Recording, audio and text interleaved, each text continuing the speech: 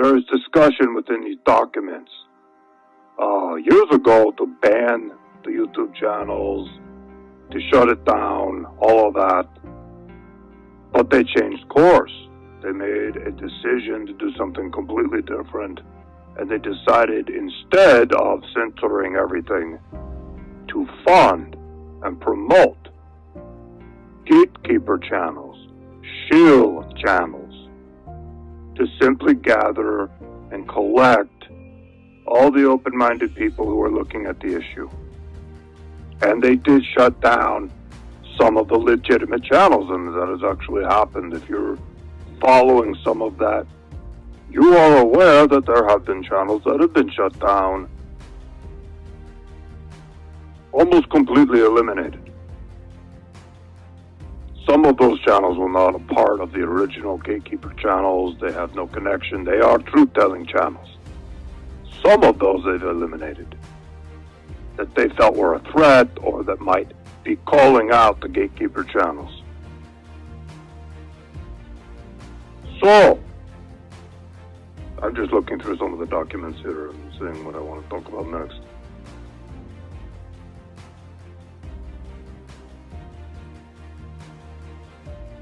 One really interesting aspect of all this is that the gatekeeper channels and the shield channels, typically these would be disinfo channels. Disinfo channels, like Alex Jones, for example, has been a long time disinfo Zionist channel. Very, very active in deflecting people away from Zionism. Alex Jones talks about everything, but he never talks about Israel. So that is an active disinfo channel that's been around forever. What they created with these new gatekeeper channels is very truthful channels. They're very honest. They don't put out a lot of disinfo. They are actually legitimate. And that is done to give them credibility among these people who are awake, who are waking up. It was very specifically done, the documents to talk about that. Now I'm going to talk about what is the purpose of the whole operation, and the purpose of this is to put out truthful channels, to attract people to them. They call it tag, track, and ID. It is a term used throughout the documents, TTID. It's something you want to remember. This is very common throughout these documents. They're referred to it all the time. So what does that tell you? They want to tag, they want to track you, and they want to identify who you are. If you are watching these channels, if you are informed, if you are awake on these issues, they want to tag you, they want to track you, and they want to know exactly who you are. They want to know, and it talks about the tracking people's IP addresses through YouTube. They have access to YouTube. They do know who you are. So this is discussed a lot in the documents. I'm just looking through it right now. And there are two projects, and it's very important to listen to this. Project Pogo is one of them, and Project Zypher. I will spell that one. ZYPHR. Project Pogo and Project Zypher are the two projects that the classified documents are referring to, and each has a different role. Project Pogo is about the YouTube gatekeepers, how they are all agents. They are all paid to put out truthful information so that they can tag, track, and ID the people that are watching the videos and giving them likes and giving them comments. They're tracking all of it. Project Zypher is a different project, and that's what I'll talk about in a bit. That is the second stage here. That is coming up. And that is the extermination.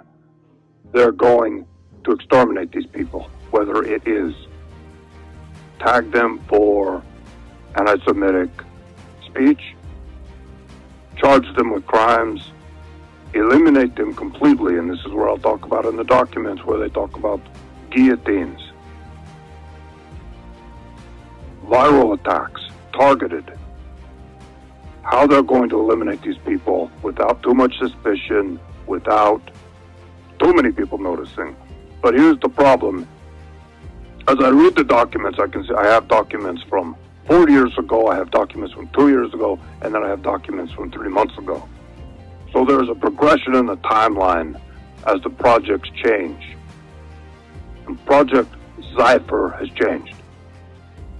In the beginning, they were talking a lot about, okay, we are going to infect these people with a virus that imitates the flu virus. They're going to eliminate them in various ways that would not be suspicious.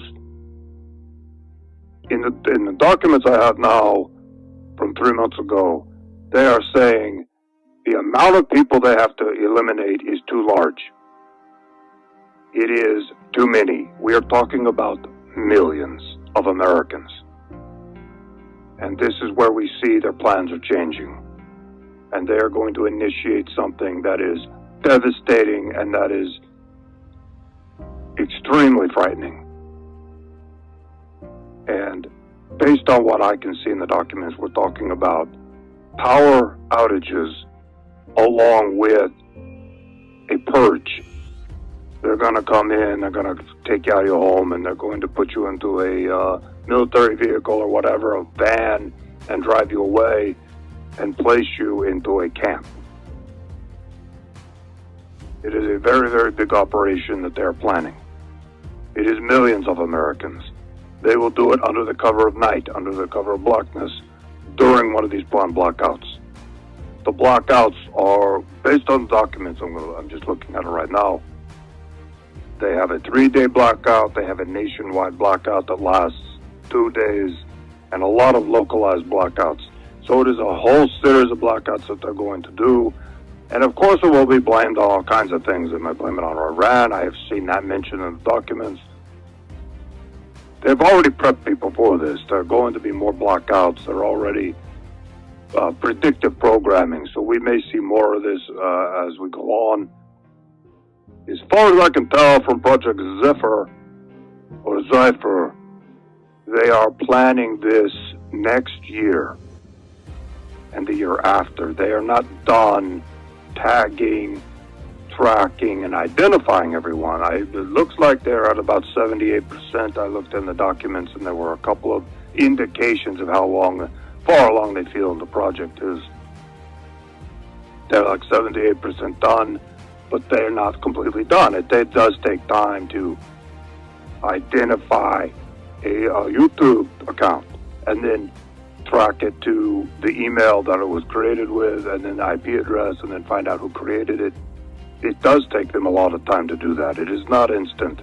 It does take a lot of research, because a lot of people create a YouTube account with an email address that doesn't give any indication of who they are, an account name that doesn't have their full name on it. They don't use their real pictures. So it is a challenge for them, and that's why the project has been going on for so long.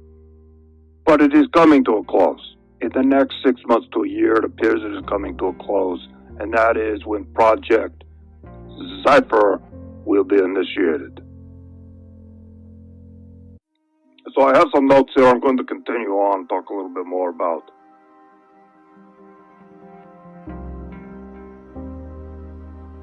right. They're being tracked, they're being identified. That's the whole point. A lot of people have said, well, why are some of these YouTube channels allowed to exist? Why are they allowed to so openly talk about the truth? And some of you might know Adam Green, No More News, and there are a whole bunch of others, and they're very, very open about Zionism, and they're very honest about it, and they're telling the truth. I mean, they are telling the truth. They're not hiding anything. They're not disinfo. They're not putting disinfo out there. But as far as I know, they're all a part of this operation. I can't say specifically if Adam Green is a part of it or not, but I would assume possibly he is. He's probably been guaranteed a lot of money. He's probably been promised a lot of things. He could be a Freemason. He could be a part of their operation. He could be an agent. I don't know. But I have no idea. It is total speculation on my part. I have no idea. All I know is this is part of the operation. What they want to do his channel would fit into the MO. It is an example I'm giving. He is there to tag, track, and ID. Not him specifically, but the people behind the operation who are doing all the research and all the people who are commenting and viewing and liking.